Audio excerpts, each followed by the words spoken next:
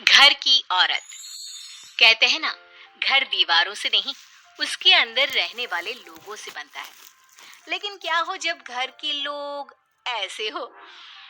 सारा दिन खाती रहती हो, सोती रहती हो, कोई काम नहीं है तुम्हारे पास।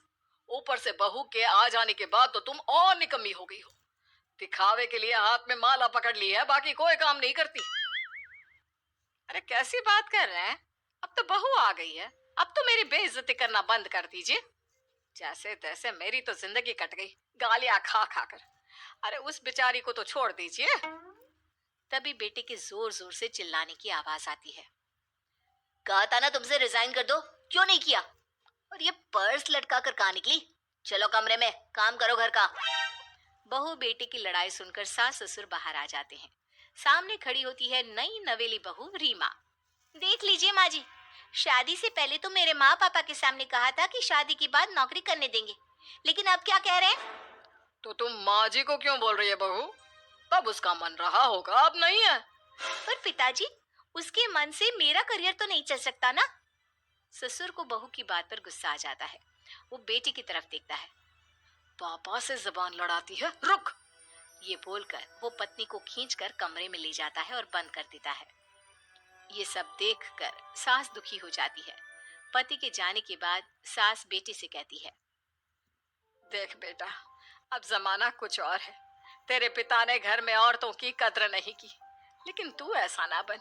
शहर की समझदार पढ़ी लिखी लड़की से शादी की है तूने, उसका ख्याल रखा कर, तमीज से पेश आया कर। जा, बहू को कमरे से बाहर ले आ।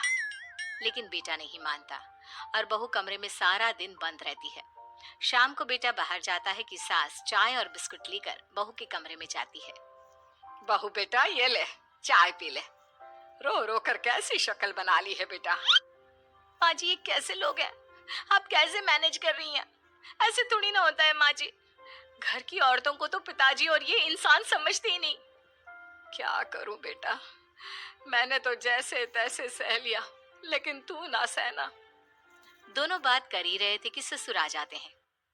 अच्छा, तो अब बहू को भड़का रही हो? बहुत दिन हो गए मार खाए, अब क्या बहू के सामने खाओगे? जाओ यहाँ से। और जरूरत नहीं है ज्यादा इस लड़की को सर पर चढ़ाने की, समझी? बहू को ससुर की बात पर गुस्सा आ जाता है, लेकिन वो कुछ नहीं कहती। आए दिन बहू देखती है कि कैसे उसकी सास और उसके साथ उसका ससुर और पति गंदा व्यवहार करते हैं। फिर एक दिन, ये क्या बनाया है? खाना बनाना नहीं आता क्या? ये बोलकर वो खाने की भरी सारी थाली फेंक देता है।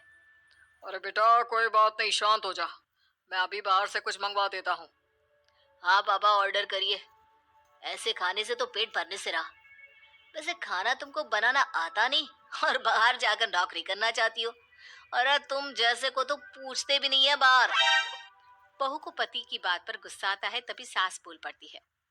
तेरे से ज्यादा पढ़ी लिखी है, वो तो तूने इसे कहा था कि तू नौकरी करने देगा तो तुझसे शादी कर ली, वरना ना ही करवाते इसके माँ बाप तुझसे शादी इसकी। और कमाती भी ये तेरे जितना ही है बेटा। बहू हैरान रह जाती है कि जो सास खुद के लिए एक बार भी खड़ी नहीं हुई, वो उसके लिए बेटे को भी भला बुरा सुना रही है। उसकी नजर में सास की इज्जत और बढ़ जाती है। वो सास को देखकर ये सब सोच ही रही थी कि उसके कान में एक जोर से चांटे की आवाज आती है। किसको किसको मार पड़ी? वो देख ही रही होती है कि उसकी नजर जमीन पर बैठी सास पर पड़ती है। अभी तो धीरे से मारा, फिर जुबान खोली ना तो ऐसा मारूंगा कि कान के पर्दे फट जाएंगे। सास रो रही थी। बेटा और पति वहां से चले जाते हैं। पिताजी अच्छा किया माँ को जोर का चांटा लगाकर। आगे से जबान खोलने से पहले 4 बार सोचेंगी। बड़ी आई। दोनों हंसते हुए वहां से निकल जाते हैं। बहू सास को उठाती है और पानी देती है। मैंने ये दिन रोज देखे हैं बहू, लेकिन तू नहीं सहना। तू अपना जीवन अपने अनुसार जीना। शादी के वक्त मैंने तेरी माँ से बात करने की कोशिश की थी, उन्हें बताया था, लेकिन वो नहीं मानी। बहू सास को पकड़कर रोने लगती है। वो इसलिए नहीं मानी क्योंकि वो मेरी सगी माँ नहीं है। माँ जी, जिस तरह से आप मेरे लिए खड़ी हुई है ना, मेरी माँ भी नहीं हुई।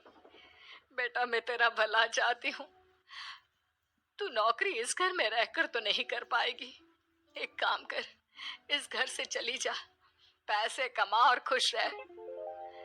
माँ जी, हो सकता है कल तक मैं आपके इस फैसले को मान जाती, लेकिन आज नहीं। माँ जी, आप यहाँ इस नर्क को झेले और मैं आपको छोड़कर चली जाऊं? नहीं, कभी नहीं। अगले रोज, सुनिए, वो क्या है ना, मुझे कुछ कपड़े और गहनों की जरूरत है, तो जरा पैसे दीजिए ना। अब आप घर के मर्द हो तो पैसे तो आपसे ही मांगूंगी ना। बुरा तो नहीं लग रहा ना आपको? नहीं नहीं, बुरा क्यों लगेगा? ये लो कार्ड, कर लेना शॉपिंग। अगले रोज, आ, बिजली का बिल आया है 10,000 का, भर दीजिएगा। इतना बिल कैसे आ गया? बेटा वो क्या है ना, सारा दिन बहू घर में रहती है तो कमरे में एसी और टीवी चलता रहता है। अब कम से कम बाहर जाए तो 4 पैसे कमा कर लाए। लेकिन हम लोगों को थोड़ी ना औरत की कमाई खानी है, वो तो मर्द ही करता है ना। पति पर्स देखता है और फिर हाँ माँ, ठीक बोल रही हो। खैर चलता हूँ, ऑफिस का वक्त हो गया है। पति ऑफिस से पिता को फोन करता है।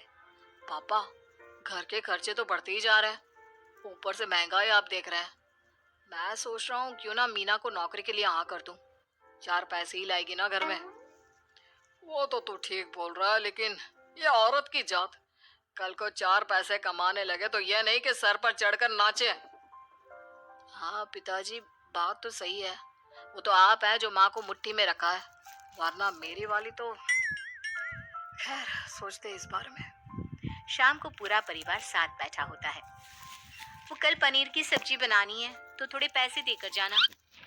और हाँ, कीर्तन भी रखा है संडे को, उसके लिए सामान की लिस्ट बना दी है, ले आना। पापा को दे दो, वो ले आएंगे।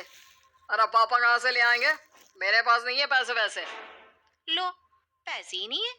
मेरे पापा की जेब तो हमेशा नोटों से भरी रहती है। बेटा, लक्ष्मी को जो पूछता है ना, उसके पास लक्ष्मी रहती है। जो घर की औरतों को मारे पीटे, वो भला कैसे लक्ष्मी का लाभ ले सकता है?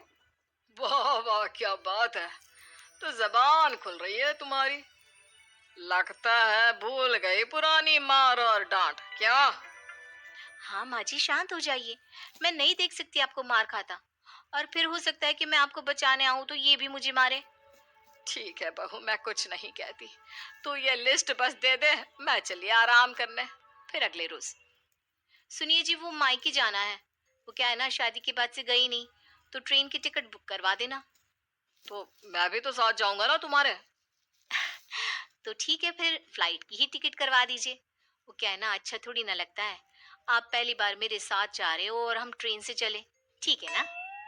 पति ऑफिस जाता है, जहाँ उसका दोस्त कहता है, अरे क्या हो गया यार, परेशान सा दिख रहा है। तेरी तो नई नई शादी हुई है, भाभी परेशान कर रही है क्या? अरे नहीं यार, तू तो जानता है थोड़ी सी कमाई में घर चलाना मुश्किल हो रहा है।